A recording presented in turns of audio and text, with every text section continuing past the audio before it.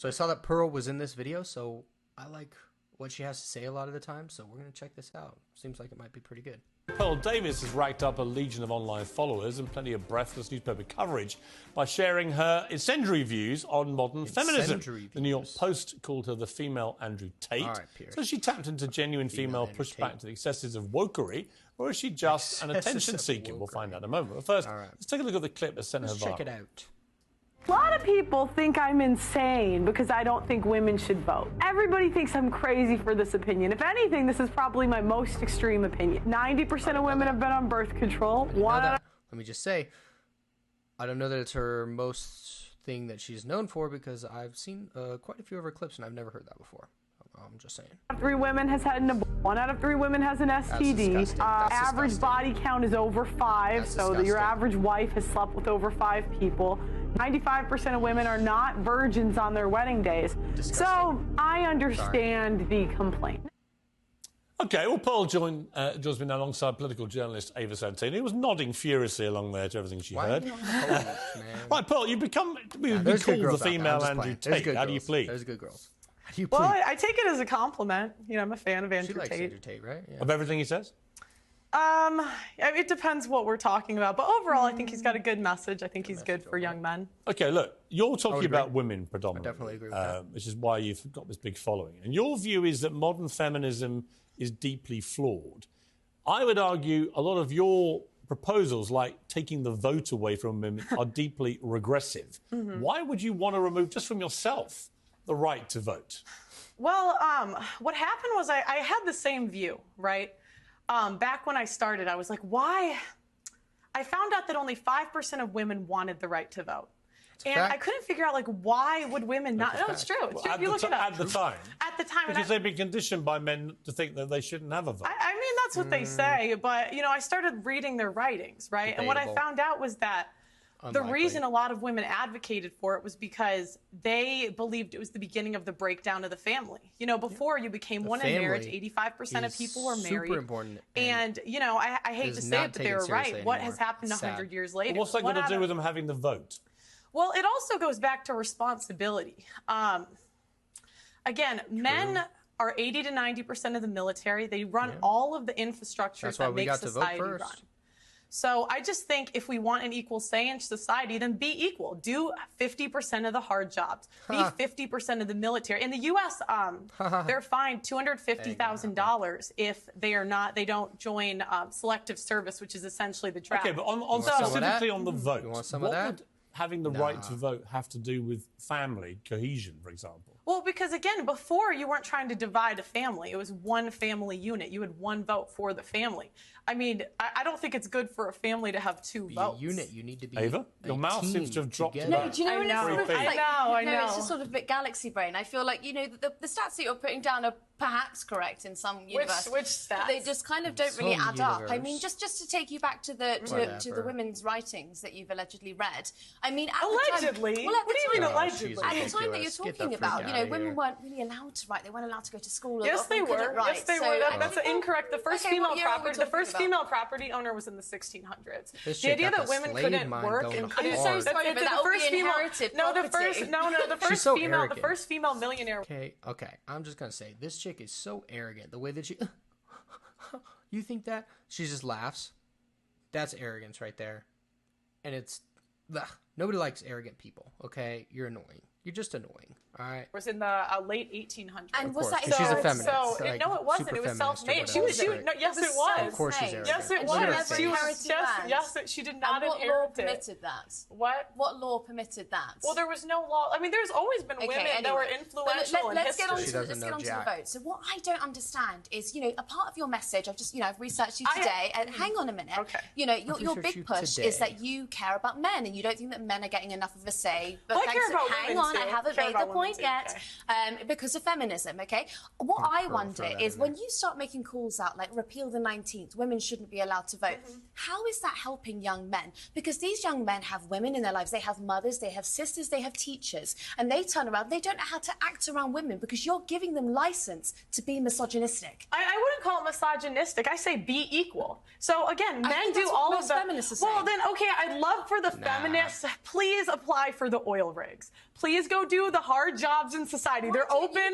They're hiring because I don't equate for. I don't think men or women are equal until we do the equal work. So no, listen.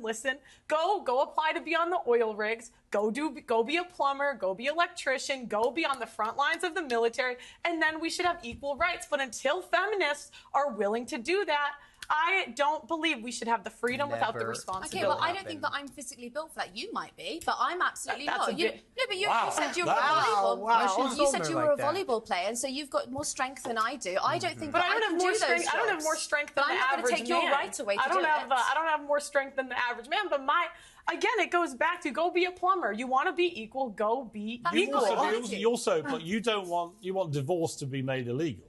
Yes. Why? Yes, because I don't think what we have today is really marriage.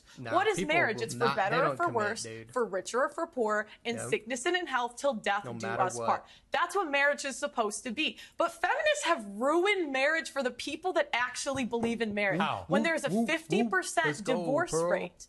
And the average marriage is 8 years. Why is it all down to the women? I didn't say that it was all down to the women. So why you asked why I want divorce to be banned. Can I finish that first? So I'm saying, the people that believe in divorce, go be in long-term relationships. Leave marriage for the people that actually believe in for better or for worse, for richer or for poor, in sickness and in health, till death do us part. But doesn't the sanctity of marriage also rely on the woman being a virgin? So you wouldn't be able to get married.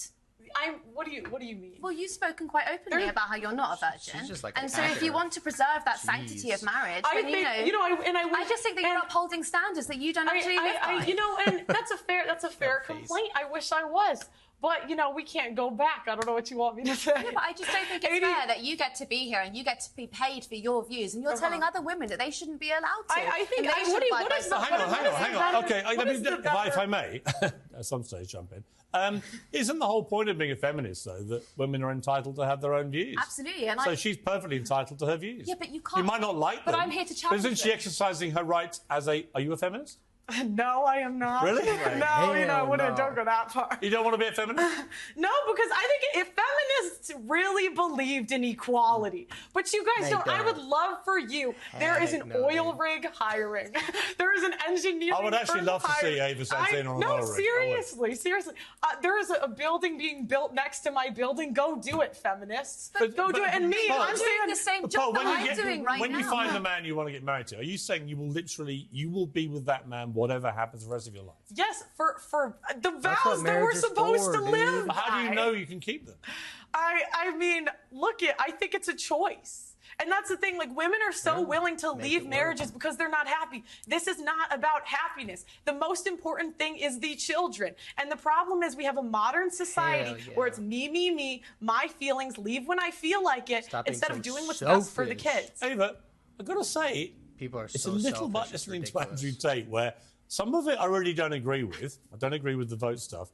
When I hear things like that, I think there'll be a lot of people, especially older generation women perhaps, who think, you know what, she's got a point. Well, I mean, I believe in agency, so I think that if a woman is going to look after her children in divorce, that's absolutely fine. I also believe in your right to speak your mind about it. What I don't understand... I'd like to say, even before the 1920s, women could speak openly. This idea that, women couldn't talk...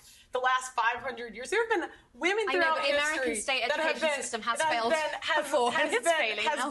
There have been women throughout history that have read, written, and been very influential in society. Okay. So this idea women could never do it. Do you know what I don't understand though is when it gets spiteful, okay? Because you put down a few arguments that I think are perfectly they're kind of evangelical and they're Christian, but those are your right to say it. What I don't understand is when it kind of seeps into this sort of, you call women fat, you say that they shouldn't have abortions, you say that they have STDs.